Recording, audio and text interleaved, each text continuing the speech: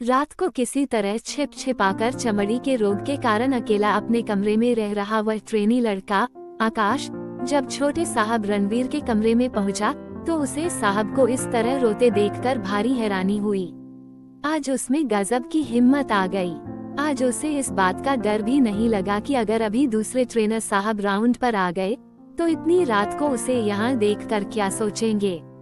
हो सकता है कि उसे ट्रेनिंग से ही निकाल दें, उसे फिर से पहले की तरह जंगल जंगल भटकना पड़े।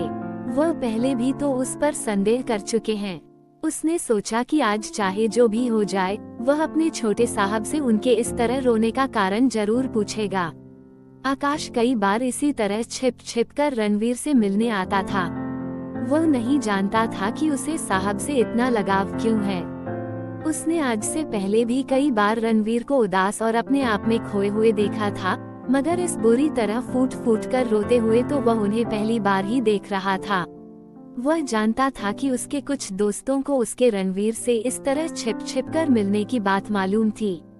वे कई बार दबी जुबान से घुमा फिरा कर पूछ भी चुके थे, लेकिन वह हमेशा ही इस बात को टाल जाता था। कह देता था कि साहब मुझे अच्छे लगते हैं बस। लड़के चुप हो जाते थे। कभी कभी कोई दोस्त अकेले में जिस तरह मुस्कुराकर उससे पूछता था उसे बताने में भी बड़ा संकोच होता था, मगर वह न जाने किस मिट्टी का बना था कि रणवीर से मिलने का कोई मौका नहीं छोड़ता था। उसने कैसे कैसे जोखिम उठाए थे रणवीर के लिए। रणवीर भी जैसे उससे मिलने के लिए छटपटाते थे। वह जैसे ही आता सब भूलकर उससे लिपट जाते। न जाने कैसा रिश्ता था। आकाश अच्छी तरह जानता था कि उसके साथी लोग उसे उसके असली नाम से न पुकारकर ब्लैक होल कहते हैं। लड़कों को शक था कि उसके गाल पर अक्सर दिखाई देने वाले काले दाग कोई रोग नहीं है, बल्कि रणवीर के ही बनाए हुए हैं। कई बार तो निशानों के बीच उनके दांतों के निशान तक साफ दिख जाते थे, पर दूर से किसी को कुछ पता नहीं चलता था। जो लड़के जानते थे वही समझ पाते थे कि आकाश आज फिर छोटे साहब से अकेले में मिला है। उन्होंने तो थककर आकाश का नाम ही ब्लैक होल रख छोड़ा था। रणवीर से तो कोई कुछ कह नहीं पाता था, उसी को छेड़ते थे। छोटे साहब यानी रणवीर ने उठकर कमरा भीतर से बंद कर लिया था। रात के 2:45 बजने जा रहे थे। आज रणवीर ने आकाश को अपनी सारी कहानी सुना ही डाली। वास्तव में तो रणवीर इस बात से परेशान थे कि उनकी पत्नी इतने साल बाद अपने माँ बाप सहित उनसे मिलने चली आई थी।